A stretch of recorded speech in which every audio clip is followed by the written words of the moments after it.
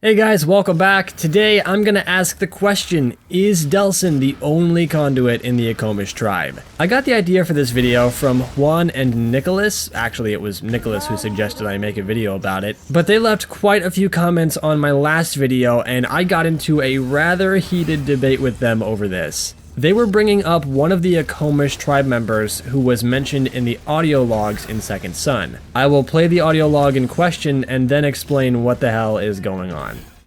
We brought in someone from your village today. He was pretty worked over, but still coherent. You Akomish are tough. Augustine told him he had tested positive for the Conduit gene, and that he had one chance to join her. He looked at her and just started laughing. She was furious. I've seen her use that "you're a conduit too" tactic before. Works more than you think. Not on your buddy. He just kept laughing until Augustine told him to take him away to Curtin K and forget about him. Just as he was being dragged out of the room, he said, "When Delsin finds you, tell him hi from the Akomish."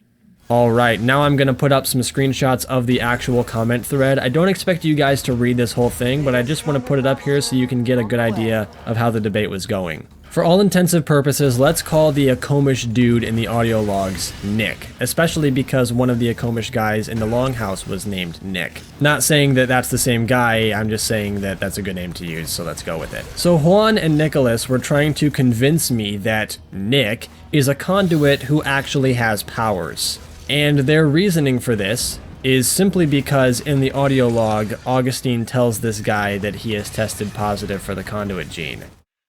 Augustine told him he had tested positive for the Conduit gene, and that he had one chance to join her. Now, if you were to just hear that one sentence, that one single part of the audio log, you might come to that same conclusion. Yeah, she said he had the Conduit gene, so he's probably a conduit. But you are ignoring the outside context because there is a lot more to this audio log than just that one line. I want you to listen very closely to what the defector says right here. I've seen her use that "you're a conduit too" tactic before. Works more than you think.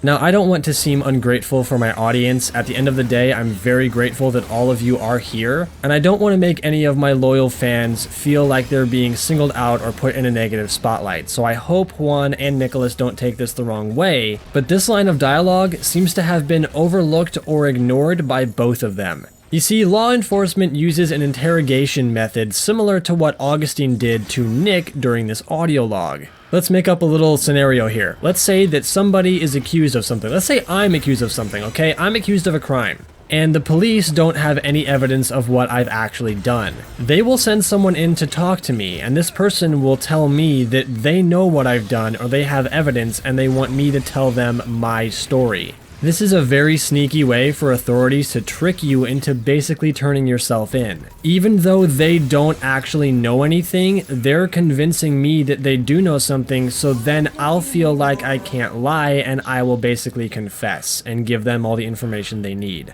Augustine did the same thing to Nick in this audio log. Let's pretend again, except this time, I'm gonna put myself in Nick's position. Augustine comes to me and says that I've been tested for the Conduit gene and I have one chance to give her what she wants. In this situation, she wants information about Delsin because she's trying to capture him. So by telling me that I'm a conduit, it's supposed to make me feel pressured and like I have no other option. Because if I lie or I don't cooperate, I could face severe consequences. Now, of course, in the audio log, Nick was not fazed by this, he just laughed it off, which is very brazen of him. And this brings us to our next point. Juan and Nicholas were trying to convince me that even if he didn't test for the Conduit gene, Augustine wouldn't throw a regular human into Curtin K.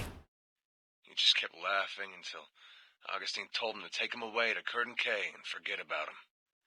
So he must be a conduit, right? I don't necessarily agree. We know that Augustine is sadistic from Hank. She got a sadistic streak on Mount One. And from her actions in the game. She tortures an entire tribe, takes Hank's daughter hostage, kills a sheriff, throws people into cages around the city, and performs a technique called grounding. Just the other day we pulled up to a DUP protest and immediately grounded the protesters. That's what we call encasing them in concrete. Augustine said the first person who told her where to find Delsin Rowe would go free. Once those concrete daggers dig into your joints, you'll say anything to get them out. Now, yes, most of the people in the cages are conduit positives, at least as far as we know, but the point I'm trying to make is that if Augustine can torture a tribe, take a girl hostage, and kill a sheriff, and also torture protesters, she would have absolutely no issues throwing one guy into a cell or a cage. If you ask me, judging by the way she says, take him to Curtin K and forget about him, it sounds more like the guards would have booted him out the front door and said, get out of here before she changes her mind. But even if he was thrown into a cell, you guys have to realize, they're not going to go from Seattle all the way back to Nevada just to bring one guy to Curtin K. It makes more sense for them to finish the operation in Seattle, then bring everybody back at once, which, as we know, didn't happen thanks to Delsin. But let's say that Juan and Nicholas are right and this guy did test positive for the conduit gene. That only means that he's a conduit positive. His powers are not activated, and if Augustine did drag him away to Curtin K, which of course didn't happen, she would have forced her conduit powers on him and made him into a soldier. So I don't think this guy is going to be showing up in future Infamous games, and I don't think we're going to be getting his powers because they're not activated. I also don't think this guy would play a very big role in the story anyway, seeing as how Sucker Punch just threw him into an audio log and then forgot about him. But who knows, maybe this guy could be important later on. I personally don't think so, but I'm going to leave it open-ended for a discussion in the comments. Tell me what you guys think down below. Do you agree with Juan and Nicholas, or do you agree with me? Go ahead and continue the debate down in the comments below. Try to keep it fairly civil, of course. We're closing in on 3,000 subscribers. I'm really excited, so be sure to subscribe if you enjoy this content and want more. Remember to follow me on social media to keep up to date while I'm not posting, and I'll see you all next time.